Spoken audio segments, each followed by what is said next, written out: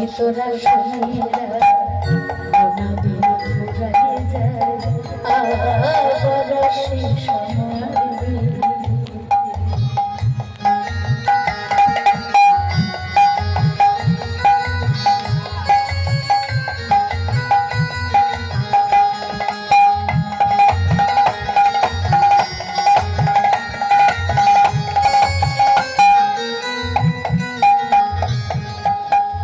আমার বিয়ের সাজা ললাটে চন্দন ঘি মাখাবে সারা হরি হরি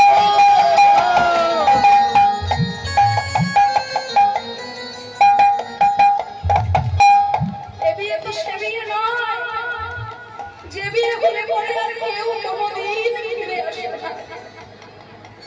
এই বিয়ের সাজন কপালে চন্দন গলায় তুলসীর মালা এই নাম যাবে আর প্রাণ যাবে।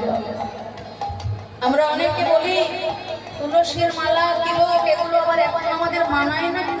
হ্যাঁ, ছেলে মেয়ের বিয়ে খাওয়া দিয়ে নাতি নাতনির মুখ দেখে বৌমার হাতে একটু লাঠি ঝাঁটা খায় তবে তো এই কি গো মা, তাই না?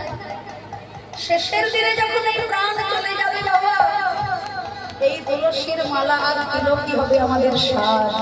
সেদিন ওই সোনার অলংকার সবাই হাত থেকে খুলে রাখবে, এই অলংকার নিয়ে আমাদের চলে যেতে হবে সেই দিন। আমার বিয়ের সাজ ললাটে চন্দন ঘি মাখাবে সারা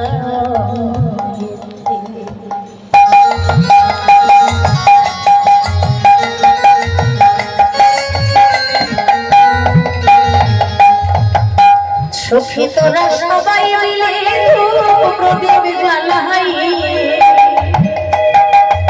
সখী তোরা সবাই মিলে প্রদীপ জ্বালাই,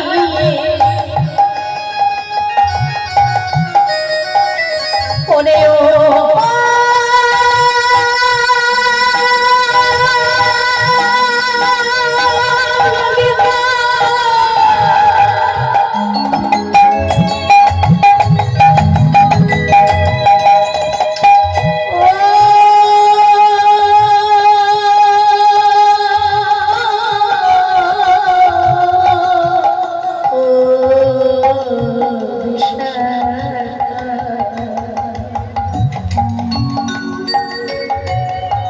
যেদিন আমার শেষের দিন ঘনায় আসবে, কেউ বা আমার জন্য বাঁশ কাটবে, কেউ বা আমার জন্য দড়ি কাটাবে, সকলে ব্যস্ত হবে আমায় ঘর থেকে বাইরে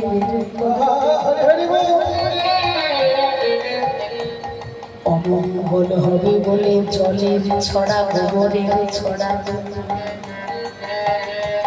আমার বিয়ের সাজ ললাটে চন্দন ঘি মাখাবে সারায়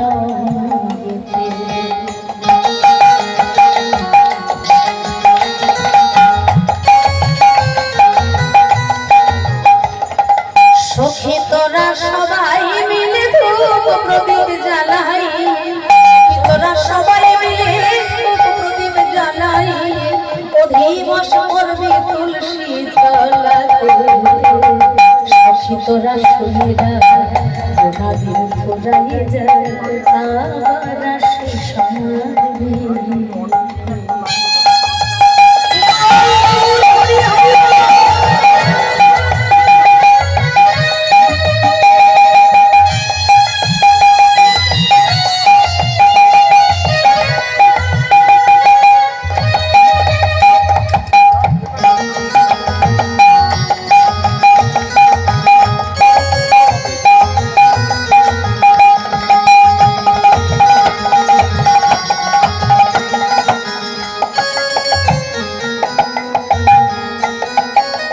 শেষ হলে বাঁশি দিয়ে জানি তাই একটা বিশেষ কথা আজকের দিনটাই না বলে পারছি।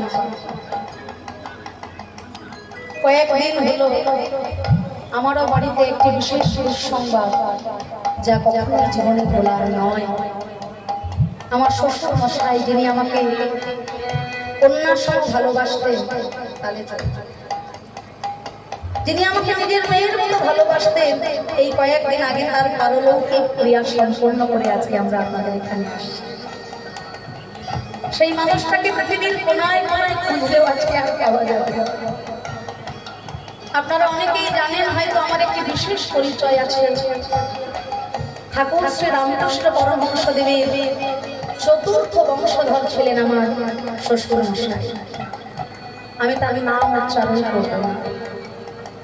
ঠাকুর শ্রী রামকৃষ্ণদেবের পঞ্চম বংশধর হলেন আমার হাজবেন্ড শ্রী সোমনাথ চট্টোপাধ্যায় মহাশয়। তা আমরা আসছি সুদূর কলকাতা দক্ষিণেশ্বর থেকে মা ভবতারিণী মন্দির। ঠাকুর শ্রী রামকৃষ্ণদেবের পঞ্চম বংশধর আমার স্বামী, তিনি হলেন দক্ষিণেশ্বর মন্দিরের প্রধান পুরোহিত এবং তিনি একজন অল ইন্ডিয়া রেডিও আর্টিস্ট, শিল্পীও বটে। তা যে মানুষটাকে নিজের বাবার মতো করে ভালোবেসেছিলাম, আজকে পৃথিবীর কোনায় কোনায় খুঁজলেও সেই মানুষটাকে আমি জীবনের মতো হারিয়ে ফেললাম।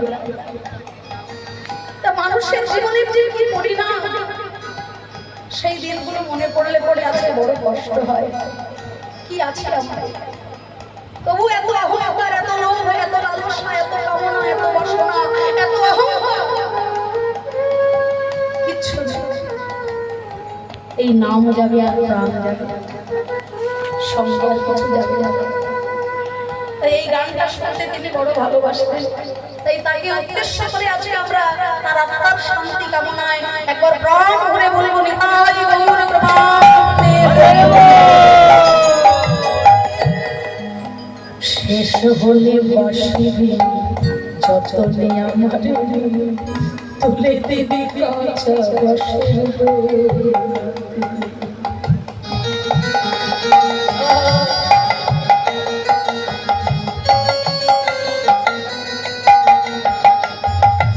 হরি হরি লজ্জায় আমার পুরুষ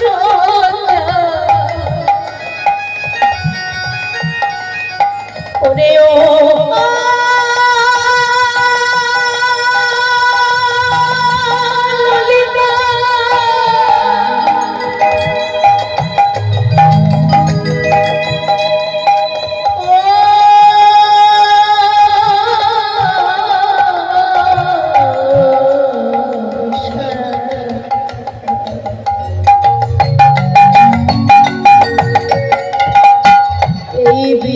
সেই বিয়ে নয়, যেই বিয়ে হলে পরে আর কেউ কোনোদিন ফিরে আসে না। চার জনাকে কাঁধে নিয়ে চলে যাও, শেষ হলে বাসি দিয়ে যতনে আমারে তুলে দিবি কাঁচা বাঁশের দোলনাতে।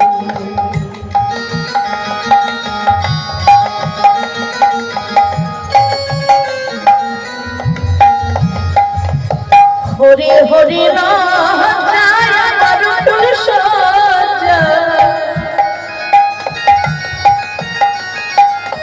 হরি হরি লজ্জায় আমার পুরুষ আগুন ঘেরা বাসর ঘরেতে সখী তোরা শুনিরা নবীন ফুরানে যায় আবার আসি সমার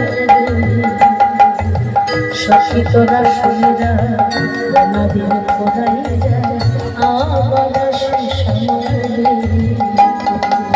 সখী তোরা শুনিরা নদীন ফোরাই যায় আবার আসি সমারে।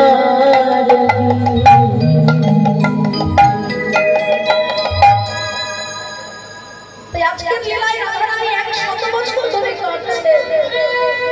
কেন কাঁদছে? তার দুটি কারণ।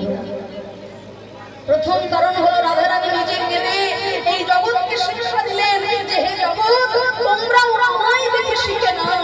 তুমি যতই জ্ঞানী হও আর যতই পণ্ডিত হও না কেন, এমনি করে ব্রজের ধুলায় গোড়াগড়ি দিয়ে ভাব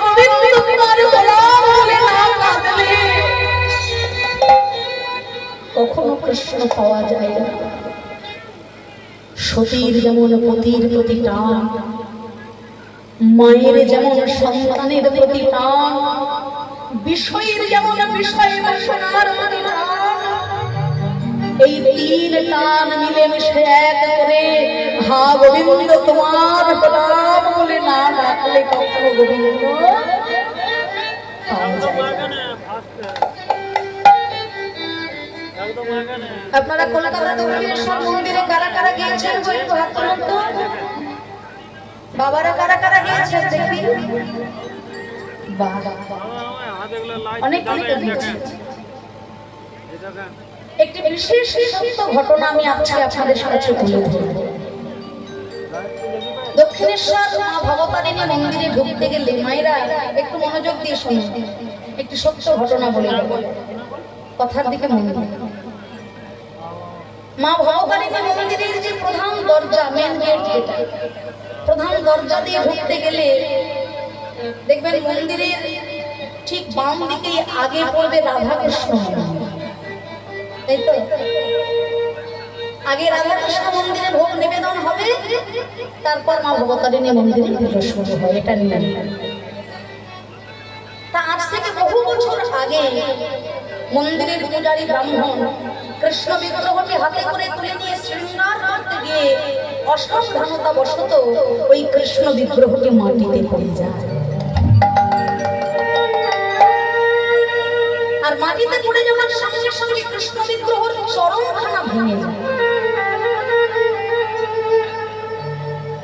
এবার তখনকার দিনে গোড়া ব্রাহ্মণ সমাজ লোকমাতা রানী রাসমণিকে বলেছিলেন যে মাগো, ভেঙে যাওয়া মূর্তি কখনো পুজো করা যায় না, শাস্ত্রে আছে। তাই এই বিগ্রহ তুমি গঙ্গার জলে বিসর্জন দিয়ে দাও, আমরা নতুন একটি মূর্তি এনে আবার কৃষ্ণ পূজা করব।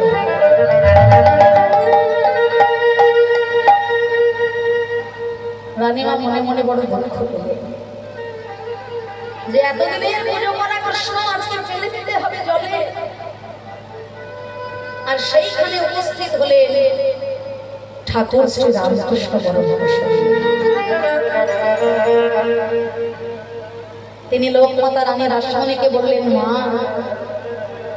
তোমার তো এতগুলো কন্যার বিবাহ দিয়েছো, ঘরে জামাই এনেছো, প্রত্যেকটা জামাইকে তুমি ছেলের মতো ভালোবাসো। আচ্ছা মা, তোমার এতগুলো জামাইয়ের মধ্যে যদি একটা জামাইয়ের পা ভেঙে যায়, ওই জামাইটিকে কি তুমি গঙ্গার জলে ফেলে দেবে? কি বলছো? জামাই তো ছেলে আমার, ছেলের পা ভেঙে গেলে মাকে কখনো থেকে জলে ফেলতে পারবে?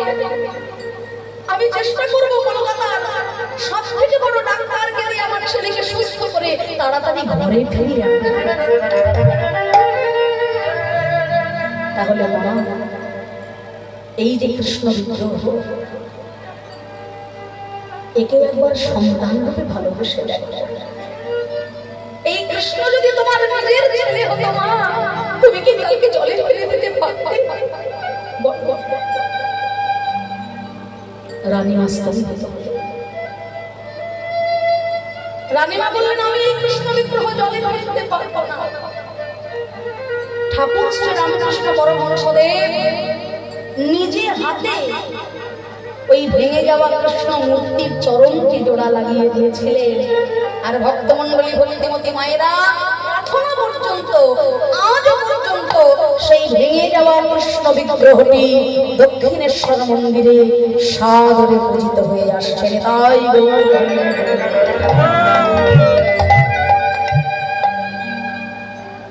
যেখানে ভক্তির সূত্রপাত, সেখানে যুক্তির অবসান হয়ে যায়, সেখানে আর যুক্তি কোনো কাজে লাগে না। তাই আজকে রাধারানী আমাদেরকে সেই শিক্ষাই দিলে যে তুমি যতই জ্ঞানী হও, যতই পণ্ডিত হও, কৃষ্ণ বলে ব্রজের ধুলাই গড়াগড়ি দিয়ে না কাঁদলে তুমি কখনো কৃষ্ণ পাবে না।